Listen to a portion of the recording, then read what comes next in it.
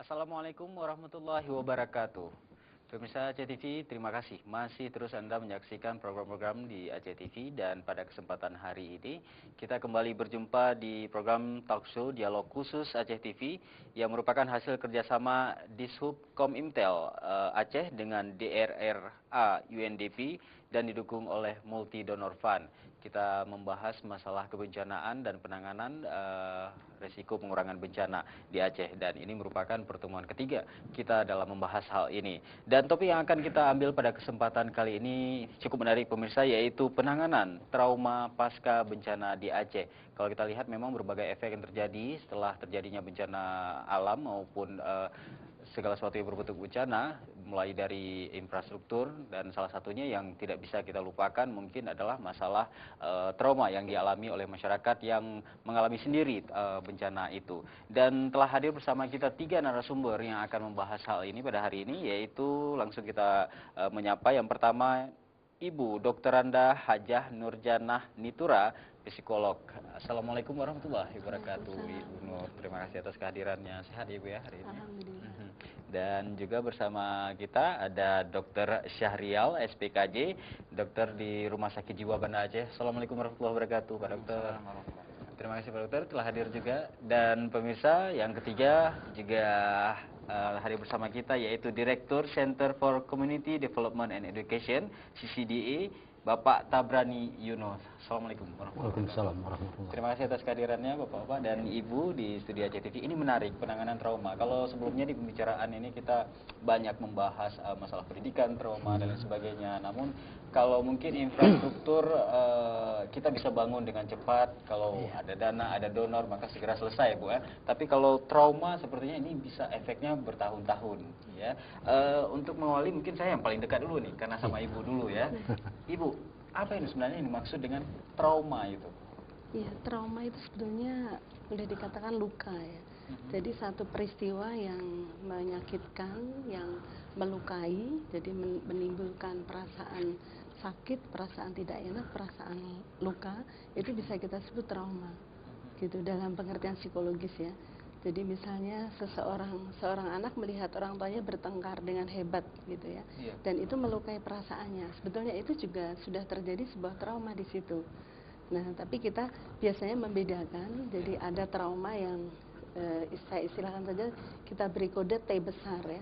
Trauma dengan T besar itu biasanya peristiwa-peristiwa dahsyat ya, seperti bencana begitu ya. Kemudian ada trauma dengan T kecil. Nah, kalau trauma dengan T kecil seperti yang saya ceritakan tadi. Jadi peristiwa-peristiwa yang kurang enak, kurang nyaman, yang melukai dia sewaktu dia masih kanak-kanak ya, sampai pada masa perkembangan berikutnya. Ya. Ya, jadi tidak hanya terjadi pada bencana Bu ya, segala kejadian yang memang begitu melekat dan menimbulkan luka seperti Ibu sampaikan tadi ya.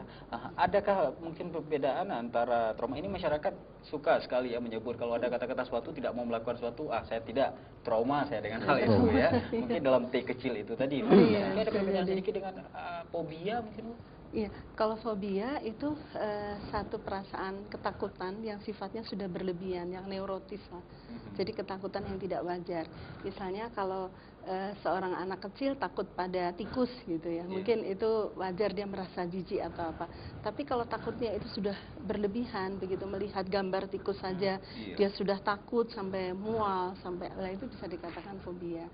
Atau bahkan takut yang tidak wajar, misalnya takut pada bunga mawar. Ya, bunga mawar seharusnya indah, orang suka, tapi ini justru melihat bunga mawar malah panas dingin gitu karena ketakutan mawar. Begitu dia melihat bunga mawar mengingatkan dia pada satu peristiwa ketika dia kecil dulu. Mungkin ada pengalaman yang melukai dia yang berkaitan dengan bunga mawar itu, yaitu dikatakan fobia seperti itu. Baik Ibu. Kalau untuk melanjutkan sedikit untuk trauma ini sendiri, apakah ada perbedaan untuk penanganan setiap T kecil dengan T besar itu prosesnya? Tentu saja ada ya. Kalau sudah urusannya T kecil ya, sebetulnya penanganan yang sifatnya individual, jadi kita berikan satu terapi baik nanti oleh psikolog maupun oleh psikiater, tentunya secara intens ya, insya Allah akan terjadi perbaikan ya secara terus menerus. Tapi kalau sudah urusannya T besar, sebetulnya nggak cukup hanya PR para psikolog dan psikiater ya, Iya. itu sudah PR yang sangat besar ya, juga PR lembaga-lembaga masyarakat, seluruh institusi berkepentingan di situ, mulai institusi sosial, pemerintah, dunia usaha, ya boleh dibilang seisi bumi ini sangat berkepentingan dengan Kolaborasi lah. menyelesaikan T besar itu Iya. harus kolaborasi, nggak cukup ditangani oleh psikolog, oleh psikiater secara intens, tapi kok nggak sembuh-sembuh. Karena begitu pulang ke kampungnya, ya kondisi psikososial lingkungannya tidak memberikan support, dan itu akan kembali lagi. seperti Penanganan itu. lebih serius ya. Iya, Ya. betul. Bukan berarti yang tadi nggak serius ya, tapi Iya. mungkin beda. Tidak berkesinambungan lah. Iya, Baik, ini betul. benar Pak Dokter, ini kalau Ibu Nur tadi menyebutkan ini butuh penanganan secara lebih serius juga, lebih kemudian lebih luas ya, tidak hanya oleh perempuan, tidak ada psikiater juga, semua instansi.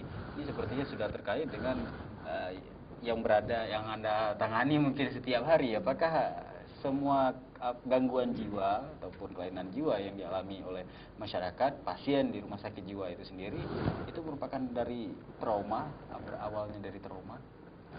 Ya, jadi kita kembali kepada faktor-faktor yang menyebabkan gangguan jiwa.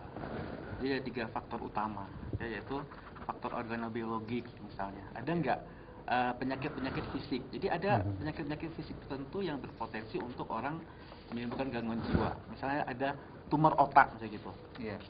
Dia berpotensi menimbulkan gangguan jiwa. Nah, ini penanganan itu memang siogianya itu mungkin dokter ahli bedah saraf gitu. Karena logikanya apabila tumor otaknya diangkat, mungkin akan mereda gejala gangguan jiwanya itu akan mereda.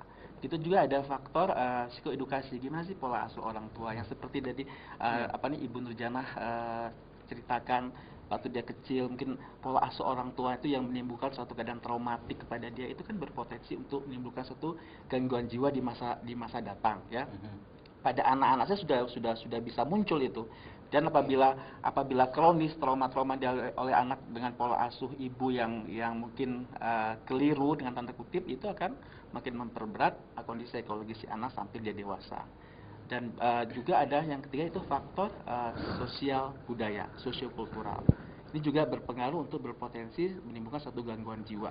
Jadi misalnya ada rasialisme misalnya seperti di Australia terhadap suku aborigin, suku Maori, itu bisa berpotensi menimbulkan suatu gangguan jiwa. Contoh ya, misal ada rasialisme, mungkin ada seorang ibu yang bilang, ya udah nak, kamu belajar perang aja, nanti kalau kamu udah besar kamu hantam mereka. Berarti orang tuanya telah menanamkan benih-benih agresivitas. Mungkin ada juga seorang ibu bilang, ya udah nak, kita terima aja, udah nasib kita seperti ini. Ini juga nggak positif juga gitu ya. Mungkin ada ibu, ya udah nak, kamu belajar yang bagus ya, kamu belajar yang baik, nanti kamu berprestasi pada masa yang akan datang, mungkin kamu bisa meraih hadiah Nobel, itu kan juga bisa mengangkat harkat dan martabat kamu gitu, termasuk suku kamu juga, itu kan lebih positif dibandingkan yang pertama dan yang kedua tadi gitu. Nah, jadi kalau Bapak tanya apakah di rumah sakit jiwa itu semua pasiennya itu terkait dengan trauma, jelas itu tidak. Itu tergantung faktornya tadi. Jadi kalau trauma itu kan seperti kita bilang lah konflik ya. Berarti itu kan adalah faktor sosial ya, faktor psikososial yang lebih berperan gitu. Dan itu kalaupun dia nanti kan pasien-pasien di rumah sakit jiwa itu kan pasien-pasien yang kebanyakan pasien-pasien sudah berubah akal, pasien-pasien psikotik yang kemampuan menilai realita terganggu. Pasien tidak bisa bedakan antara fantasi dengan kenyataan. Itu kebanyakan penghuni rumah sakit jiwa itu pasien-pasien seperti itu, pasien-pasien dirawat inap. Nah, itu konflik itu hanya sebagai bunga apinya saja, pemicu. Bensinnya tuh sudah ada sama dia gitu. Ya, mungkin sudah ada kerentanan genetik, sudah ada kerentanan biologik. Begitu ada konflik sebagai bunga api, maka jadi muncul gangguan berubah akalnya itu atau gangguan psikotiknya itu. Yang maaf cakap, sekarang orang Aceh suka sebut bunga, padahal itu kita tidak mempopulerkan istilah itu karena sangat mengandung stigma istilah itu. Jadi kembali lagi, pasien di dalam rumah sakit jiwa itu tidak sepenuhnya diakibatkan oleh suatu trauma. Trauma itu malah bisa memperberat. Kalau tadinya tuh gangguannya ringan gitu ya, begitu dengan ada trauma seperti konflik atau tsunami itu memperberat gangguan jiwa yang ada sebelumnya. Baik, baik. Mungkin soal Aceh tadi memang Aceh sudah melekat juga dengan istilah Aceh Pungo juga ya Pak ya. Tapi mungkin terkait masih soal percik api tadi, memang semua orang sudah memiliki potensi. Apakah semua orang itu memiliki potensi juga akan mengalami trauma? Atau memang ada orang tertentu yang mempunyai Orang-orang tertentu. Maka saya bilang yang dirawat rumah sakit jiwa kan umum kan orang dengan gangguan jiwa berubah akal. Itu secara teoritis itu memang erat kaitannya sama kerentanan genetik. Baik, sedikit beralih ke Pak Tabrani Yunus sebagai Direktur Center for Community Development and Education. Nah, ini yang pertama CCDA ini apa dulu ini Pak? Wah, kalau CCDA ini kan sebuah LSM atau kita menyebut juga dengan NGO. Ya. Tapi selama ini kan antara LSM dan NGO orang membeda-beda, padahal itu sama-sama non pemerintah. Ya.